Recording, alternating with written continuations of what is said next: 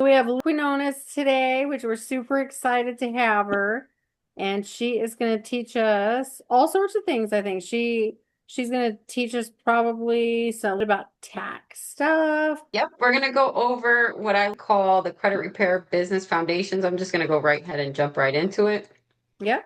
So, with this is going over back to basics because sometimes what we do is as business owners, we kind of get stuck in the business and we forget to work on the business. And so our back end and certain things are put together with duct tape and and sticky notes and like need to tighten up certain to make the rest of our business grow and for us to see where the growth is and where you need to fix things. So we're going to start from the very beginning. Just because I don't know where it is on this call, I started with a I know we have so about 30 people on here. So everybody's going to be in a different life stage and cycle of their business. So I'm going to address everything. Before we jump into it, yes, my name is Lisa Quinones. I am a tax strategist and a 10X business coach. What that means is I am licensed by Grant Cardone to help his businesses grow from 1 million to 100 million. That's my job, where I work for him and with him, with his clients to be able to, if we can mute everyone that I have ADD and I get distracted easily. So that's what I do on a day to day. This is strategizing, not just in taxes, but everything financial. You got to unmute you now, There we go. Lisa. Sorry. There. Yeah. So what I can look at is to really help you grow your business. I have been able to help business owners like myself in the IRS and tax side in my whole 20 years of my career save over $500 million in tax debt by going over different strategies and we'll go over some of them today. But we're really going to talk about making sure that you can grow and business, but you need to know how to do that. So my job really is to help you keep more money in your pocket by knowing your numbers. So if you're in this room, you're in the right room. It means that you care about your business, you want to grow your business, and you want to keep more of your money. I mean, yes, you want to help people, but you don't want it for free. You want to be able to make sure that your keeps on going to help hit your financial goals. So with that, there's a large learning curve that comes with many pitfalls, closed doors, things that you haven't learned, long nights, wearing multiple hats. I mean, I still wear multiple hats, so I can know other people who are starting out or don't have a team. You're doing everything yourself. But one of the biggest mistakes I see in business is not knowing what you don't know. And when you don't know what you don't know, you have no idea what questions to ask. So let's start from the beginning. I'm going to just jump right into it and tell you what we're going to talk about today. We're going to go over business basics, the importance of your operations, your structure, how's your business structured? Because I can tell you that the IRS and being audited can make or break a Fortune $500 company. 500. If we're the little guys, IRS comes knocking, they can destroy your business if you are not clear as to what is an expenses. But knowing what a business expense is according to the IRS is also going to help you figure out what your fixed expenses are and what your pricing structure should be so that then you can look at your KPIs and really know your numbers to grow your business. So today you're going to learn from my mistakes that you can take a train to success. Even if you take something from today, it's one or two things that you're going to implement. Just take a look at what you're already doing and improve what is already good. And then if that you're missing or that's broken, kind of write it down like I need to fix that. At the end, I will give you a QR code that has a direct access to me so you can book a business strategy session where we can kind of take a look at some of these things that we'll be talking about today and then be able to fix those and implement them in your business. So first things first, here is a checklist that we've created for your credit repair business basics. These are things that are basic that you should have. Number one is your business structure. We're going to discuss LLC versus S-Corp because you're going to have these TikTok influencers saying, oh, you need an LLC, you need an LLC, and the best thing. But there's a little bit more to it, and there's a lot of context that's missing in some of the things that we get from social media. Also, have a business address that is separate from your personal address. email address, telephone number. Now, email address does not mean a Gmail account. It means a actual professional business account. This will help you with business funding, being more professional, and a whole bunch of other things. An EIN. This also goes hand in hand with your structure. Then, obviously, a business bank account, have your pricing in order, website page, licensing, or bonding. Depending on what state you're in, where you operate, we are creating a checklist for you guys, sure that you're licensed and bonded in the correct states. Because, like I said, I don't know where everyone is. Although we did a quick chat earlier, I'll be able to email that to you in the next week or two, so you can take it and use it as a reference for where you need to be licensed and bonded. High risk merchant account. If you're using Stripe or any of those type of platforms, stay away from them. Don't use those. You need a high risk merchant account. You can get yourself into a lot of trouble financially by using PayPal or Stripe. Let me give you a quick story. We have a client who came in as a client and was using I don't remember what I think it was Stripe. It was one of those. What they ended up doing is when they found out that he was doing credit repair, not consulting or financial consulting, as he said, they went and refunded all the money back to his clients, even though he fixed their credit, even though they didn't ask for a refund. So just make sure that you have a high risk merchant account. Software. Credit Butterfly, make sure that you are proficient, you have active clients, that you're actually using the software to help your clients. Credit monitoring, you need to be able to generate leads. You need a sales script and your workflows, disputing, sales process, customer support, billing department, bookkeeping, and accounting. So out of all of that today, we're going to address a couple of points, and Stephanie will have me on a little bit more to address some of the other things like your workflows, sales scripts, and things like that. So it is important, if you want to take a minute and take a screenshot of this, or you want to do a print screen if you're on a laptop, just go through this checklist and see what you're missing. If you're not missing any of it, are you with the correct merchant?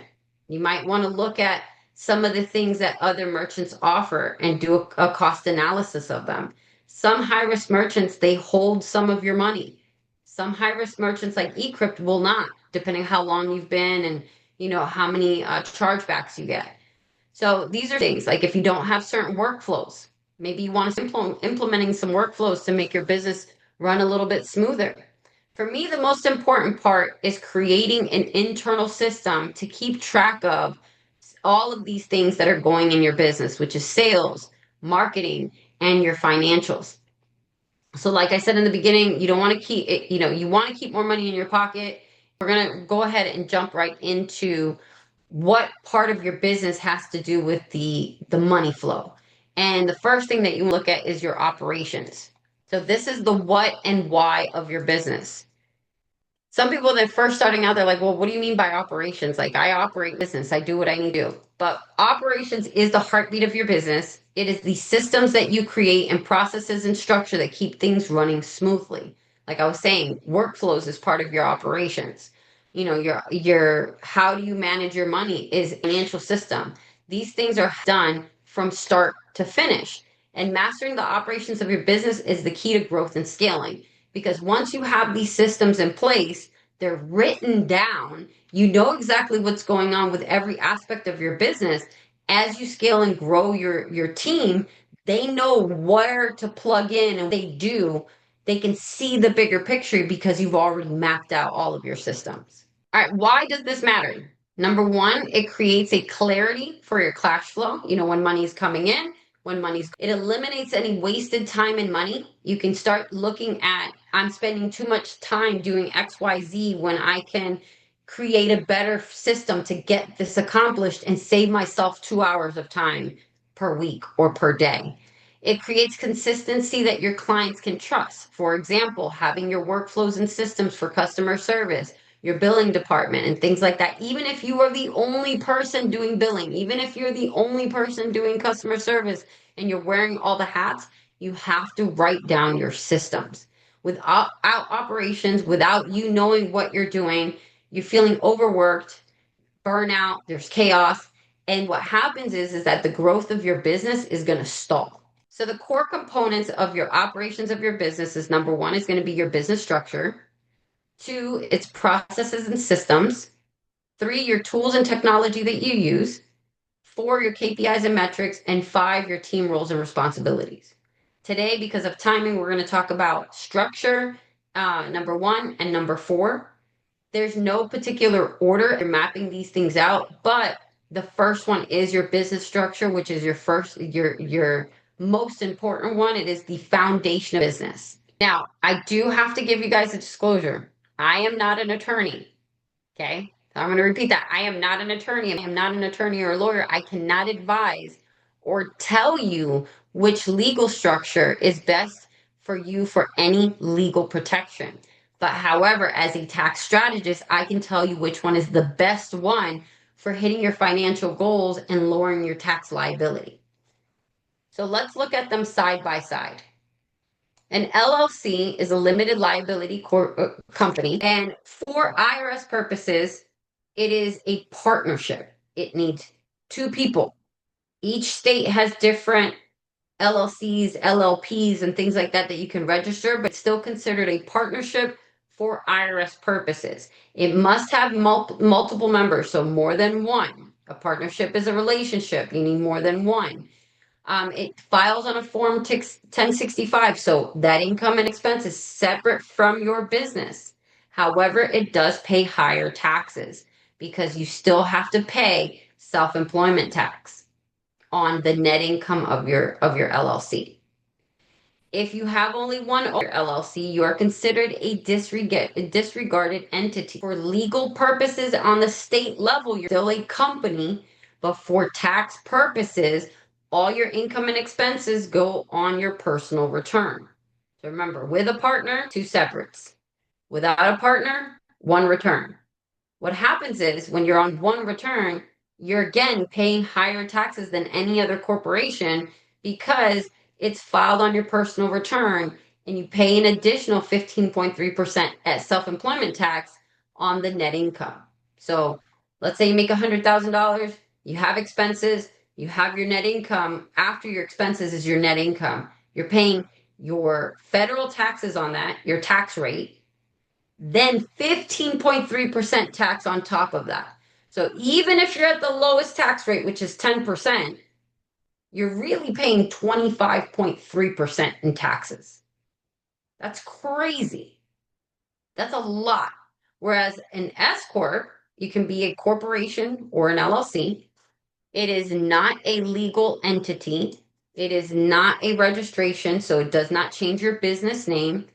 Whether you have multiple members or one person, it doesn't matter. It files on a form 1120S, so you have separate income from the personal.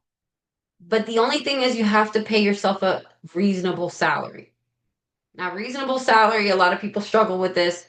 Just go online and you can even go chat GPT. What is the reasonable salary for, the VP of sales for a company that the year? ChatGPT will tell you something, or you can even Google it. But it has to be a reasonable salary. You can't pay yourself $10,000 a year when your company's making $1 million. That's not reasonable. It pays lower taxes because it'll self-employment tax. You're paying it on your salary. It comes out of your salary. So let me give you a tangible example because a lot of people kind of like, oh, this is, Chinese to me. Some people talk. So 3 clients, they have a barbershop. Each of them chose a different structure. The first one is a single member LLC. Remember, disregarded, so it goes on the personal return. Made $100,000 with $45,000 of expenses. So that left him with $11,130 of taxes to pay on his personal return. If you look at the breakdown on that picture, the federal taxes are $33.59. That self-employment tax at 15.3%. That is insane. Now, the next one is an S-Corp. $100,000 of income, expenses of $45,000. His reasonable salary was $25,000. His taxable income is still the same as the previous one, $44,400. I think it's $4,000 less just because of how he's structured. But he paid his payroll taxes, and he paid federal taxes already. And not only that, now he has his net income coming in from the business as a distribution, which is not taxed as with self-employment. Instead of paying almost a little over $11,000 taxes, he's only going to pay 1501. So there's a lot of benefits of being an S corp if you are making a certain amount of money. The rule of thumb actually is if you're making at least $50,000 of income, and for me, if you have more than $10,000 of net income after expenses, you should go with the S corp election to avoid paying a lot of money in taxes. So the next thing is for those of you who are looking to register your business, haven't registered your business, because a lot of CROs kind of start as self-employed and then they register their business, they're making money, which makes sense. You go from, kind of having a little side hustle, you did your credit, family, now you turned it into a business, now you're looking to register. Here's some friendly states for businesses. You have Delaware, it has friendly laws and it's investor preferred. It also has a lot of privacy laws so that you don't really know who the owners are. There's no out-of-state income. You have the state of Nevada, there's no state income tax. Strong privacy laws. When you register and you go online to see who the owner is, you really can't find out who it is. You have to pay the state to get the information. And it's low registration fees and carrying costs for your business. Wyoming also has no taxes. They have some of the lowest fees to register businesses, and they have something called an anonymous LLC. So again, privacy laws. Texas is great. It has no income tax, state tax. It has a large market, pro-business economy. There's a lot of programs for businesses that are registered in Texas. Now, the only other thing that just came about is that there is a new telemarketing law here in the state of Texas.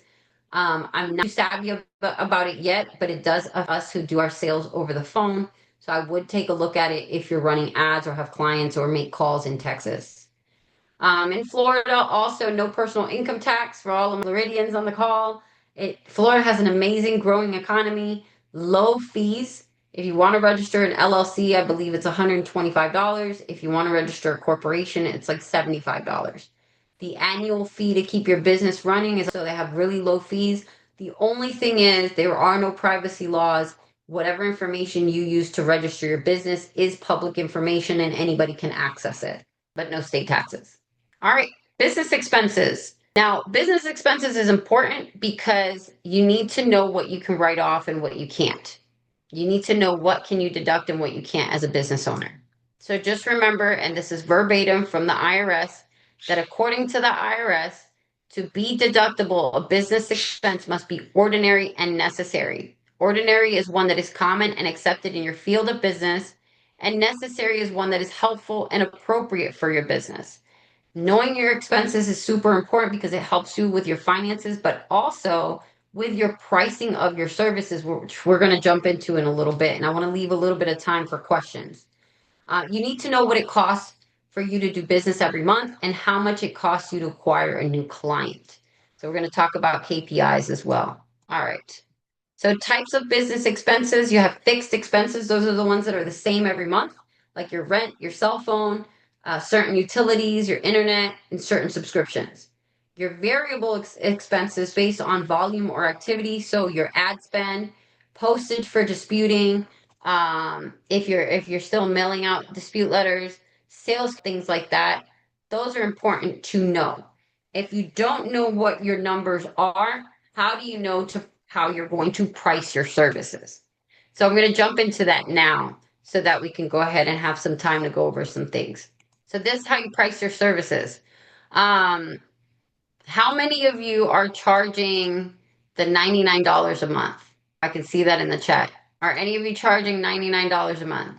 I hope not, because you got to look at how much the used to. Okay, Tiara, thank you for being honest.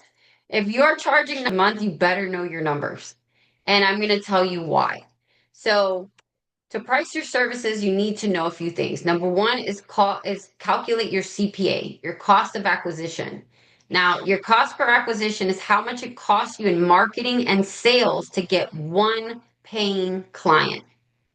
So how you do that is you're going to add your total marketing and your sales expense. Okay. So your Facebook ads, let's say this is an example of one of my clients. She was running $800 a month in Facebook ads.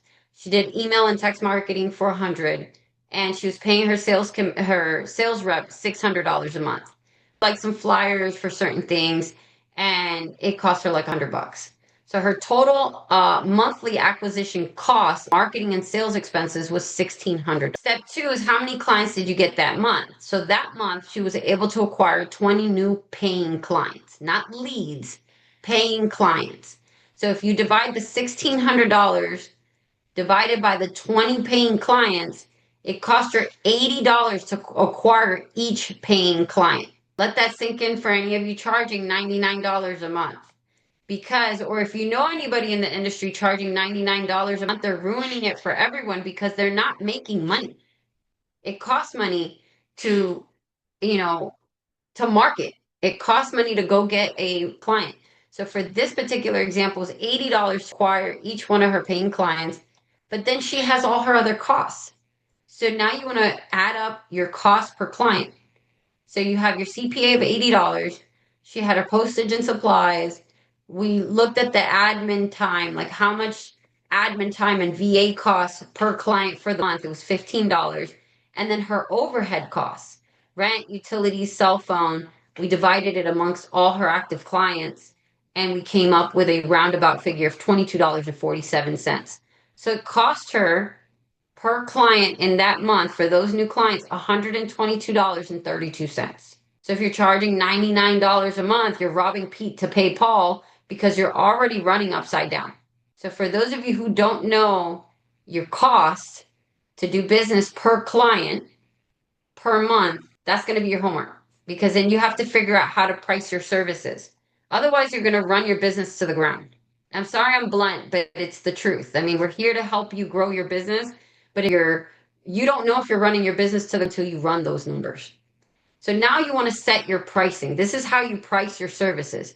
You get your cost per acquisition, you find your monthly cost per client, and now you have to decide your profit margin.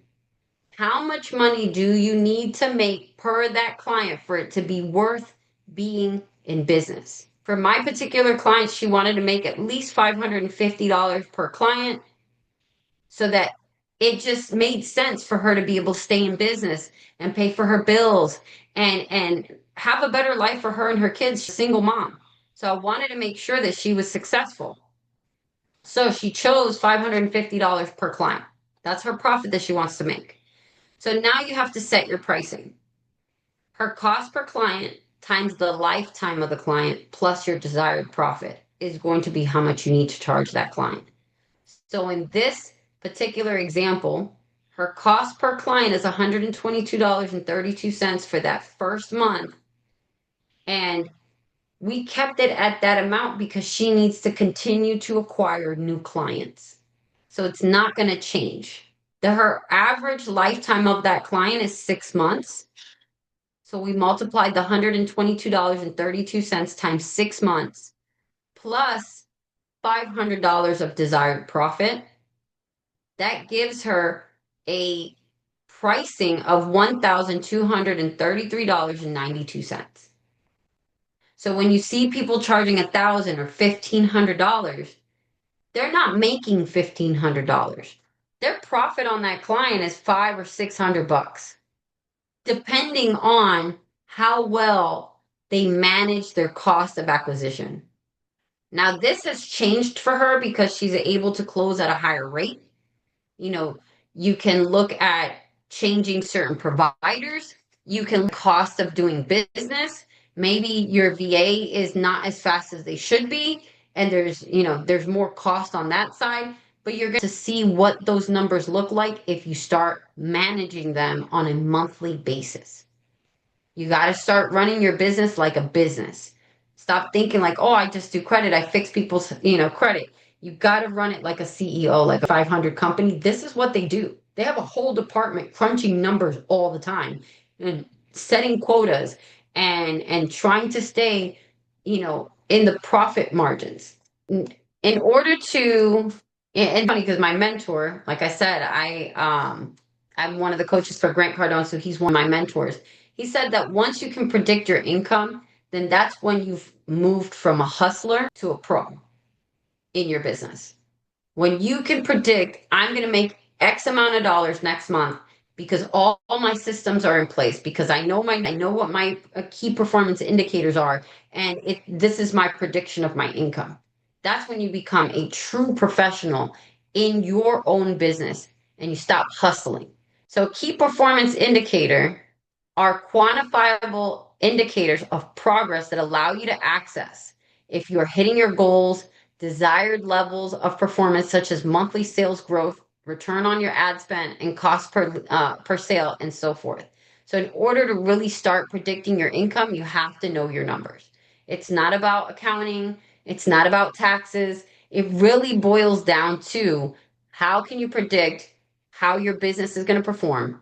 It even can show you where you need to get stronger so that you can start looking at your conversion ratios in your sales, and certain things that you can tweak just by looking at your numbers can increase your revenue by thousands of dollars.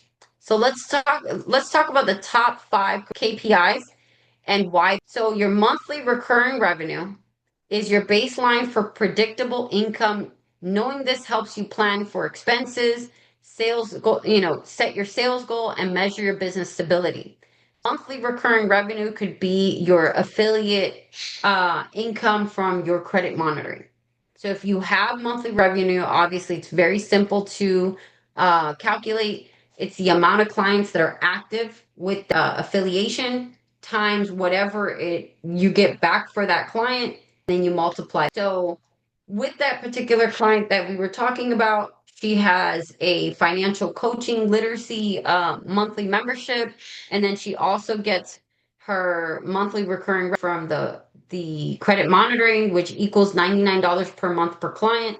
For 20 active clients, she's getting $1,980 per month in monthly recurring revenue that she can count on. So now she has predictable income that she can choose to allocate towards running more ads, towards, getting another VA, towards something else. But that's important is your customer acquisition cost. This is again the same thing as your your CAP that we're talking about. It's your total marketing and sales spend divided by the number of new clients. So that KPI is interchangeable. It could either be customer acquisition or customer acquisition. It's how much does it cost to get a paying client? We just went over that part. Your client retention rate is how often are clients staying with you, because retaining clients is cheaper than finding new ones. This helps to identify the churn issues and improve your customer experience. So if you are lacking in customer service, this is going to be the KPI that you want to start running, monthly, to see what is your retention rate. So clients at the end of the period minus the new clients divided by the clients at the start of your period. So let's say we're looking at the month. At the beginning of the month, you had 25 clients and you got 10 new clients, but at the end of the month, you have 30 clients. So the clients at the end of the month is 30 minus your 10 new clients. Okay. You're going to divide that by 25. That's going to give you your retention rate. So for this client, she has an 80% retention rate. So 80% of her clients stay with her. She's not losing a lot of clients. If she had a 40% retention rate, that's alarming. You need to look at why your clients are leaving. Is it because they are not making enough money to pay you your monthly payment plan? Maybe they are super irresponsible. Maybe something happened and they had a financial hardship, or it could be that they are just not happy with their results. So if you have a low retention rate, you need to start looking at your customer journey and their experience. Your net profit margin, this tells you what percentage of your revenue is actual profit, meaning in your pocket. It's essential to understand how lean or bloated your business is so you can start making decisions as to, do I need to put more money in marketing? Do I have more money to go on a vacation? Do I have enough money to put down payment on a house or get a new car? You cannot play with the money that's in your bank account because it might not be profit. It might be income that you're going to use towards something else that's already allocated for your cost of doing business. So your net profit margin equals your net profit divided by your total revenue, and then you multiply that by 100. So if you have $2,000 of net profit divided by your $6,000 of revenue, you have a 33% net profit margin. So 33% of that money that you have is actual profit. The rest of it should be allocated for the cost of doing business and towards your business. You shouldn't even touch it. All right. Lead conversion rate. This one's important. I chose some of the most important ones for your business. It shows how effectively you're turning leads into paying clients. It is useful for optimizing your sales process or funnel. Your conversion rate is your new clients divided by your leads times 100 to give you your conversion rate. So let's say you have either a sales agent or yourself, you're getting 50 new leads a month or a week. And out of those 50 leads, you're only getting 10 clients. So your new clients is 10 divided by 50. You multiply that by 100, it gives you a 20% conversion ratio. You want to aim for 50 or 60% conversion ratio. That is on average for the credit repair business if you're strong in sales. If you're a beast in sales, you're looking at 60 or 70%. And then those who have really perfected their sales script, who train every single day, who train their team every single day, a to 90% conversion ratio. So that means that 9 out of 10 leads, they're closing them. So if you're not making enough money, if you're feeling burnt out, start running some of these KPIs to see where your strengths and weaknesses are. And if you have a team, I would run these KPIs on your team, especially your conversion ratio. You want to know if they're burning through your leads. Here's a snapshot of the ones that we just went over today with why it matters and your formula. So if you want to go ahead and take a quick screenshot or print screen this, what I will do is I have a workbook that I'll send it to you, Stephanie, so you can just give it out to the team and everyone who was on the call. So you Yeah, can kind of reference back. we'll email out the replay tomorrow and we can Mhm. include that in the replay if you send that over. All right, perfect. So again, it's super important to keep track of your KPIs. You can measure every aspect of your business with numbers. And Stephanie's heard me say this. I live by this. Men lie, women lie, but numbers do not lie. That is a very iconic saying, and it is true. It stands the test of time because it is true. If you run the numbers in your business, you will find the weaknesses, you'll find your strengths, you'll find where you need to work at in your business without anybody having to tell you. Your numbers are not going to lie to you. There are a lot of other key performance indicators for every aspect of your business. So if you do a little research, even ChatGPT will give you key areas like your finances, sales, marketing, customer satisfaction, your operations, your team productivity, your growth. There's so many different, like there's a long list of KPIs. I only touched on the first 5, but each department of your business has its own long list of KPIs to measure certain things. And it's important to have that because it allows you to make really educated decisions for your business to improve the results of your business. So in summary, make sure that your basics are in order. House by starting with the foundation. So make sure you have your foundation, your structure, your account, that you know how to use your software, you have active clients, that that your financial back foundation of your business is in order so it doesn't crumble down on you. Start tracking all of your income and expenses every single month. You should not wait till the end of the year to be like, oh shit, I am in the negative. I ran my business negative all year round. No wonder I felt like I couldn't breathe because I'm never getting ahead. Don't let that happen to you. Tracking your income and expenses on a monthly basis. Set a financial goal. If you've already hit 20, 30K a month, try doubling it for the next month. Run your numbers and see, what do I need to do to get to $60,000 a month? If you haven't hit your first $10,000 a month in sales, make that your goal.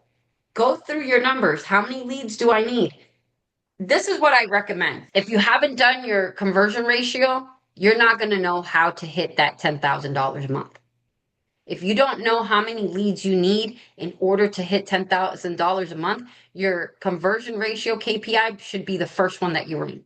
Because if you're not generating revenue, if you're not making money, you're going to start double thinking yourself. You're going to start looking at different ways to make money. And instead of just focusing on the one thing that you need to be great at, which is selling credit repair.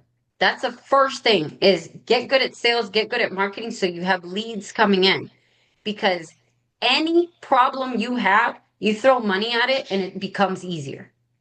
And the only way you can throw money at a problem is if you know how to generate that money. How do you know how to generate that income? You need to know your conversion ratio. That way now you can predict if I want to hit $20,000 a month, I know how many leads I need because I know I can close X amount of leads, which is going to lead to this amount of money. So you can start reverse engineering that. Plan for your money and know your numbers. So again, my name is Lisa Quinones. Thank you for having me. I'm going to open it up to any questions. This is my contact information. I do have, right there is my QR code to my calendar. Next week, I will not be in the office, but go ahead and see if there's anything available for this week or the following week. So if you have any additional questions, if you want to jump on a one-on-one call with me and kind of go over some of your KPIs and your foundations of business, I am available as a resource. So I'm going to go ahead and open that up to questions. Any questions as far as anything that I've gone over so far today? And you guys can just unmute yourselves and ask the question right out. You can raise your hand. We can take it in order. You can type a question in the chat. Any way you want. I know talking about finances It's puts not people on edge and they feel some type of way when we talk about these things. And then they'll pull me to the side to talk about it. So if you guys have any questions, don't feel, shy about it. This for me it was a learning curve, even though I have a master's in finance. When I first started my business, I'm good. I didn't do my accounting till the end of the year. I just worked in my business and like put my head down and try to make money without realizing that I was kind of foot because I didn't know blinders were and where I needed to get better at as a business owner. Well, and the numbers just tell a very specific story. So if you know what your numbers are, it starts telling you this story. That's what Mhm. I always realized in my business. When I really knew my numbers, I knew exactly what area I was lacking. I knew exactly which area was having a problem. You can tell, do you have a marketing problem? Do you have a sales problem? Do you have a churn problem? Like, if you know all of those numbers, you can figure out exactly where the issue is, and then you can solve it. And I Right. think it's not a very sexy thing to talk about, right? Your numbers, Uh, your KPIs, they're not that fun. But if you know them, you can really help yourself in your business. So here I have a couple of questions here. If I'm just starting out, what should I focus on first? Getting clients and making money. Um, if you have all of your foundational things in order, your landing page, I mean, to get a merchant to be able to process, you have to have certain things in order. So you need your business has to be registered, you have to have a business account, you have to have your landing page or a quick website or something like that. You have to have then you get approved for your merchant account. Obviously you're launching those things, having those foundations like the operational stuff so that you can actually do business is the first step.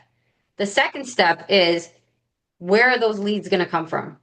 Are you going to run ads? Are you going to go do networking events? Are you going to create real estate agents?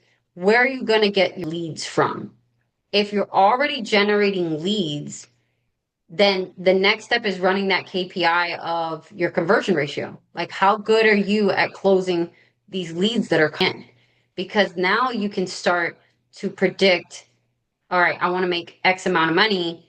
I need to have X amount of payment. And if you're just starting out as well, pricing is so making sure that you know your numbers.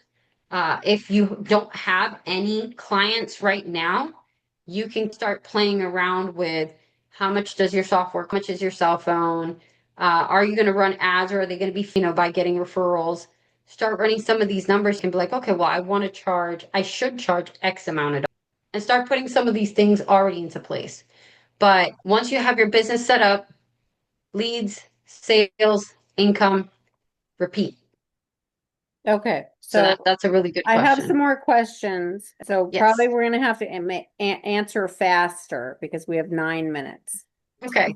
One So it says I live in California. If I open a corporation in a different state, what will be the ramifications? It depends. That's a one-on-one question because I need more. So go ahead and book a call.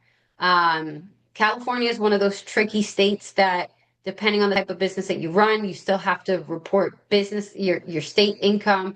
It depends on how you're registered, how you're structured, and how your income gets reported on your personal. So I need a little bit more personal information to be able to answer that correctly. Albert, I'm going to get to you as soon as these next three questions, just so I can keep them in order. iPhone says, I'm new trying to venture on this industry. I learned a lot from you. I'm trying to figure out if what other trainings I need to learn so I can start this business. Thank you for your advices and inputs. You should be in as many free trainings as possible, because we have a different curriculum, whether it's disputing, sales, all of that is important for your business. So you want to absorb, be a sponge, and be in many of the trainings as possible because you're always going to learn something new. and I'm just going Uh, to throw into that. Lisa's husband, Rob, the credit guy, he has a free, he does on sales every single Tuesday. We have a free class here on every single Thursday on different topics. My free score now has we do them on tons Wednesday. of free trainings, which the credit guy and Lisa are both training inside of my free score now as well.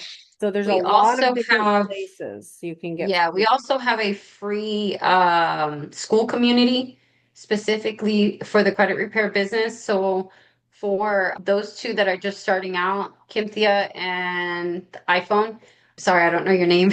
It just says iPhone. Can send you the link to the free school community. It takes you through every aspect that we about in that snapshot of how to get it, where to go get it, how to get everything set up.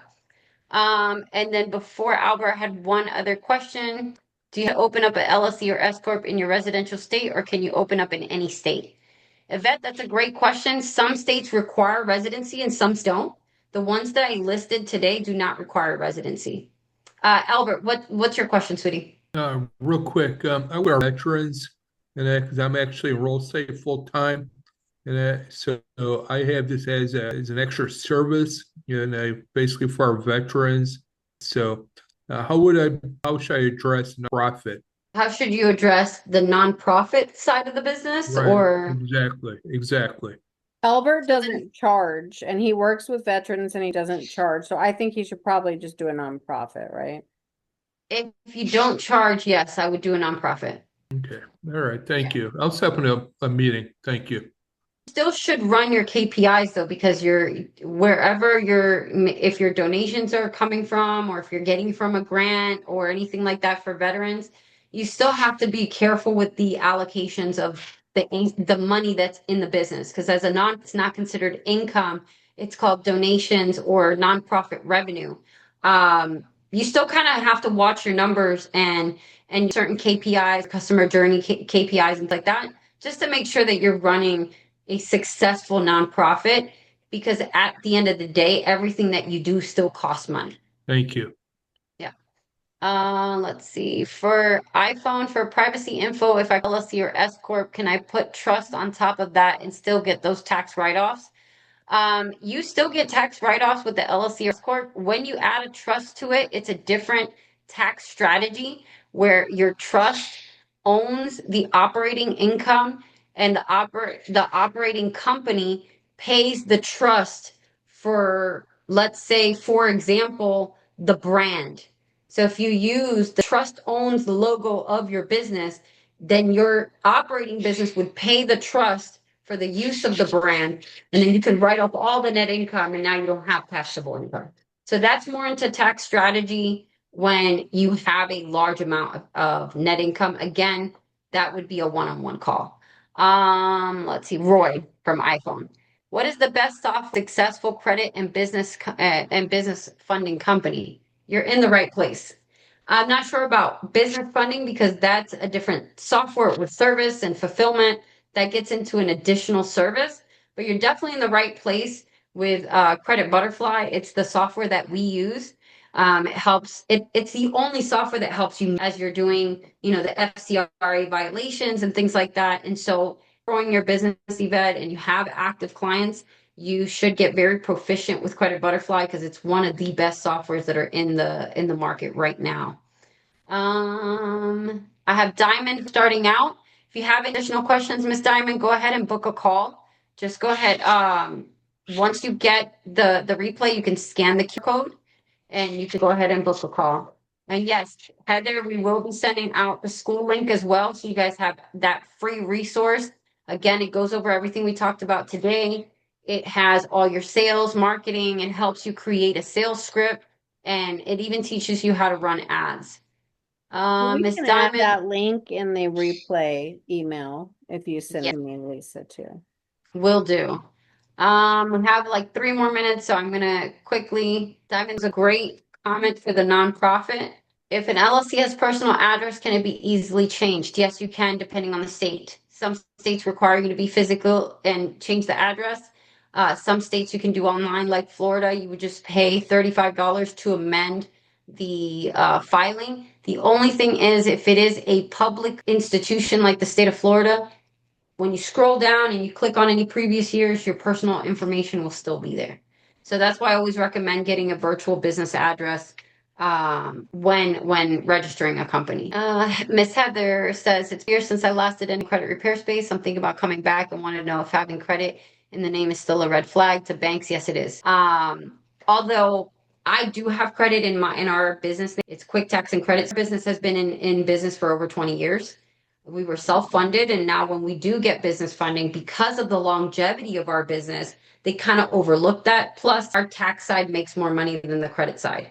So they look at that too if you have multiple services, but it is still kind of a red flag for funding and so forth. And even we do offer mentorship. Just go ahead and shoot me a text or an email and we can get on a call.